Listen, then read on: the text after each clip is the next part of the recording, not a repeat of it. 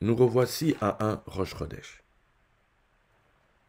Nous revoici à la tête du mois, à un temps de renouvellement de la lune, à un moment mis à part dans l'Écriture, à un moment où on dit que le règne de David continue, le règne de David ne s'éteint pas.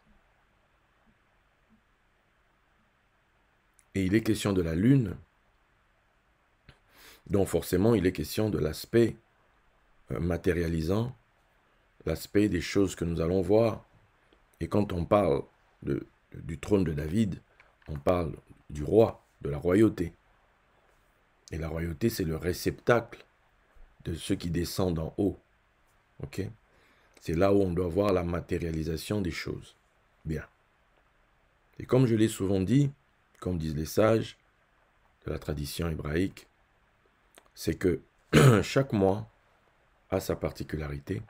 Chaque mois raconte une histoire, j'allais dire différente, à tel point qu'on te dit que le tétragramme, le nom en 4 lettres,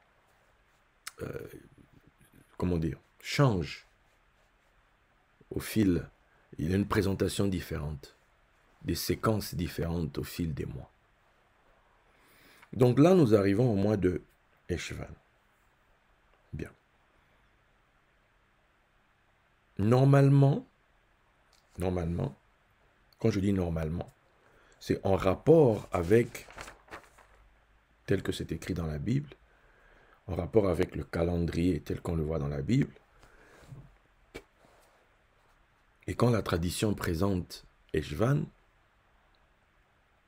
elle la présente comme étant le mois qui a pour, comment dire, le mois de Manassé, le mois du Scorpion. Ok? C'est comme ça qu'on le présente. Bon. Mais il y a un souci, c'est que cette présentation-là, elle tient qu'en rapport avec l'ère du bélier. Ok? Parce qu'aujourd'hui, nous sommes dans l'ère des poissons, du fait de la précision des équinoxes. J'en ai parlé un peu dans la newsletter. J'espère que vous l'avez reçue. Je sais que vous l'avez reçue, mais j'espère que vous l'avez surtout ouverte et lue. Je vous en parle un peu là-dedans, qu'il y a un décalage du fait de la précision des équinoxes. Je m'explique. Là. Ok? À l'ère du bélier, ici, Eshvan est là. Eshvan se trouve ici. Après Tishri qui est là, Eshvan est là. Eshvan, c'est le 8e mois. Ok? Le 8e mois. Donc, on finit le cycle des 7 et on commence, en fait, le cycle des 5. Et le cycle des 5 fameux 5 mois des ténèbres, donc il commence avec Eshvan. Bien. Maintenant, là, je vous ai mis la configuration de l'ère du bélier. Or, nous sommes à l'ère des poissons. Et dans l'ère des poissons, qu'est-ce qui se passe? Il se passe que le 8e mois, là, Eshvan, n'est plus sous la tutelle de Manassé, du Scorpion, non. C'est plutôt qu'on se retrouve, le 8e mois est désormais sous tutelle de la balance.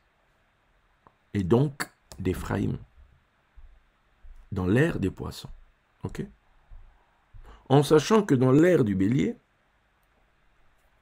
le 7e mois, le mois de Tishri, qui est en train de s'achever, ou bien qui s'est achevé là, était sous la tutelle de la balance. Moznaïm en hébreu. Donc Éphraïm, balance. Ça signifie que quand vous regardez tout ce qu'on a fait là, pendant les fêtes de Tishri, ça commence comment? Ça commence avec Hachem qui est sur son trône, qui juge les nations. Tishri commence comme ça. Ok? Hachem est sur son trône et il est le juge des nations. Ben, juger avec justice, le symbole de la justice, c'est la balance.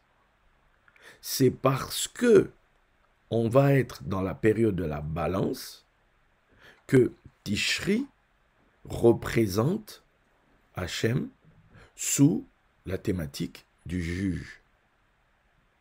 C'est le moment des jugements, etc. Parce que c'est la balance.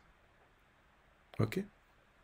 Donc, or, il se fait que, du fait de la précession des équinoxes, la balance a shifté. La balance n'est plus au 7e mois, mais le 7e mois est désormais occupé par la Vierge, qui, elle, occupait Elul, pendant l'ère du Bélier. Mais dans l'ère des Poissons, le 7e mois, désormais, c'est la Vierge. Ok? Donc, nous sommes donc dans cette période du 8e. Et donc, le premier mois, et désormais, c'est Eshvan toujours, ça n'a pas changé, mais désormais sous tutelle de la balance. Bien. Et ce mois de Eshvan, c'est le mois biblique où nous voyons Noé entrer dans l'arche. Noé, le soleil, avec les 7 rayons qui entrent dans l'arche. Voilà. Et on sait qu'ils sont des couples. Hein? Voilà. Donc c'est une histoire de... On en a parlé là. Pendant tout ce dont on a parlé pendant Sukkot, c'est l'occasion de réécouter ça convenablement. Parce que l'atmosphère de ces choses, voilà, c'est là. C'est avec Eshvan en fait. Parce que c'est courant Eshvan qu'on va avoir le 1er novembre. Le 1er novembre, Samaïn, si je ne me trompe pas. Ok? Là, on va parler de Halloween et compagnie, les morts. Donc, c'est vraiment cette période, l'obscurité, les ténèbres. Hein? C'est cette période-là. Et quand on parle d'obscurité, ténèbres, c'est en opposition avec la lumière. Ok? En opposition avec la lumière, la spiritualité. Et les ténèbres, c'est donc la matérialité. Ok? Donc, Eshvan marque donc le début dans l'année de cette époque, de cette fameuse période des 5 mois. C'est Eshvan qui marque ça. Maintenant, là où j'insiste, c'est que nous sommes, ce Eshvan est sous les lueurs, sous la présidence, sous le haut patronage, non pas du président de la République, mais sous le haut patronage de la balance. Bien. Qu'est-ce qui se cache derrière cette idée de la balance? Ce qui se cache derrière, c'est quoi? Ce dont je voudrais parler aujourd'hui, c'est que la balance en hébreu se dit mozen, pluriel moznaïm, je veux dire le signe, hein, on l'appelle moznaïm, mais la balance elle-même c'est mozen. Dans mozen, on a le même d'un côté et ozen de l'autre. Ozen c'est l'oreille. Ok? On peut donc dire par l'oreille. Par l'oreille. Bon. Mais qu'est-ce qui se passe? Nous savons, quand nous lisons, est-ce que je vous ai mis ça?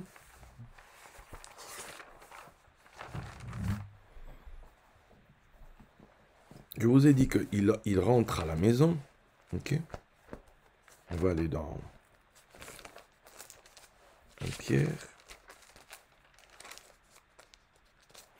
1 Pierre 4. Il est dit ceci. Bon, je vais commencer au verset 12. Hein? 1 Pierre 4, 12. « Mes bien-aimés, ne trouvez pas étrange d'être dans la fournaise de l'épreuve, comme si vous arriviez quelque chose d'extraordinaire. Réjouissez-vous au contraire de la part que vous avez aux souffrances de Christ, afin que vous soyez aussi dans la joie et dans l'allégresse lorsque sa gloire apparaîtra. Si vous êtes outragés pour le nom de Christ, vous êtes heureux, parce que l'Esprit de gloire, l'Esprit de Dieu repose sur vous, que personne d'entre vous en effet ne souffre comme meurtrier ou voleur ou malfaiteur, ou pour s'être ingéré dans les affaires d'autrui. Mais si quelqu'un souffre comme chrétien, qu'il n'en ait point honte, et que plutôt il glorifie Dieu à cause de ce nom. Car, voilà, verset 17, car c'est le moment où le jugement va commencer par la maison de Dieu. Or, si c'est par nous qu'il commence, quelle sera la fin de ceux qui n'obéissent pas à l'évangile de Dieu? Et si le juste se sauve avec peine, que deviendront l'impie et le pécheur? Ainsi que ceux qui souffrent selon la volonté de Dieu remettent leur âme au fidèle Créateur en faisant ce qui est bien. Vous voyez que nous sommes en train de parler de la gloire, nous sommes en train de parler, c'est ça notre thématique, hein? Donc, tous sont péchés, ils sont privés de la gloire, et donc quand le Sauveur arrive, le Sauveur, Yeshua, il est la gloire qui vient. Il vient restaurer la gloire dans notre vie. Ok? Il vient restaurer la gloire dans notre vie. Donc, que nous dit donc ce texte? Le texte nous dit, dans cette histoire de gloire donc, qu'il y a un événement important qui se passe avant, c'est le jugement. Forcément, le jugement. Pourquoi? Parce que la gloire, kabod, c'est ce qui est pesant. Kabod, kabad, voilà. Ce qui est pesant, ce qui pèse. Comment sait-on qu'une chose pèse? J'allais dire parce qu'elle a été pesée. Bon. Parce qu'elle a été mise sur une balance. Ok? C'est la balance qui révèle votre poids. Ok? La balance révèle votre poids. Hein, voilà un petit regard pour ceux qui sont dans des régimes et compagnie, ou qui n'en veulent pas. Voilà. Quand il est question de poids, la balance apparaît. Donc nous arrivons à Eshvan, période sous la tutelle de la balance. Donc il va être question de poids. C'est le mois, je pourrais dire le mois de tous les mois. Il y a des mois, c'est le mois du miracle, le mois, voilà. Mais là, c'est plutôt le mois dédié à ce qui pèse, c'est-à-dire dédié à la gloire. Parce que la gloire est pesante. Ok? La gloire est pesante. Comment saura-t-on que ça pèse? C'est à cause du témoignage de la balance. Ok? Donc nous entrons dans le domaine de la balance, le domaine du témoin de la gloire, le domaine du témoin du poids, le domaine du témoin de ceux qui pèsent, le domaine de celui qui déclare le poids que tu dois avoir. Est-ce que quelqu'un est en train de comprendre? Donc on dit c'est le moment où le jugement va commencer par la maison de Dieu. Donc, celui qui rentre là, l'époux qui rentre chez lui à la maison, il vient avec quoi? L'époux, quand il revient, comme c'est le roi, ok? C'est un roi qui arrive. Donc, il vient avec sa balance. Il vient avec sa balance. Pourquoi? Parce que c'est la balance qui va déterminer la part de chacun. C'est la balance qui va rendre à chacun selon ses œuvres. C'est la balance qui fait ça. Nous le savons quand nous lisons Matthieu, Matthieu 25, ok? Matthieu 25, où il est question du jugement des nations. Matthieu 25, 31, lorsque le Fils de l'homme viendra dans sa gloire, avec tous les anges, il s'assiera sur le trône de sa gloire. Ok? Toutes les nations seront assemblées devant lui. Il séparera les uns avec les autres, comme le berger sépare les brebis d'avec les boucs, et il mettra les brebis à sa droite et les boucs à sa gauche. Alors le roi dira à ceux qui seront à sa droite, venez, vous qui êtes bénis de mon Père, prenez possession du royaume qui vous a été préparé dès la fondation du monde. Car j'ai eu faim, vous m'avez donné à manger. J'ai eu soif, vous m'avez donné à boire. J'étais étranger, et vous m'avez recueilli. J'étais nu, et vous m'avez vêtu. J'étais malade, et vous m'avez rendu visite. J'étais en prison, et vous êtes venus vers moi. Les justes lui répondront, Seigneur, quand avons-nous vu avoir faim, et t'avons-nous donné à manger, ou avoir soif, et t'avons-nous donné à boire? Quand avons-nous vu étranger, et t'avons-nous recueilli, ou nu, et t'avons-nous vêtu? Quand avons-nous vu malade ou en prison, et sommes-nous allés vers toi? Et le roi leur répondra, je vous le dis en vérité, toutes les fois que vous avez fait ces choses à l'un de ces plus petits de mes frères, c'est à moi que vous les avez faites. Ensuite, il dira aux autres, tirez-vous de moi. Donc, ça arrive, des gens vont recevoir leur portion sur base. On ne va pas te dire, entre, prends possession de la gloire pour rien. Il y a une raison à ça. Il y a une raison à ça. Quand David ramène l'arche de l'alliance, David danse, David vraiment, on peut dire, se ridiculise devant les gens. David ôte ses vêtements quand on lit le texte et compagnie. Mais quand il a fini avec le peuple, qu'il a renvoyé le peuple, que fait David?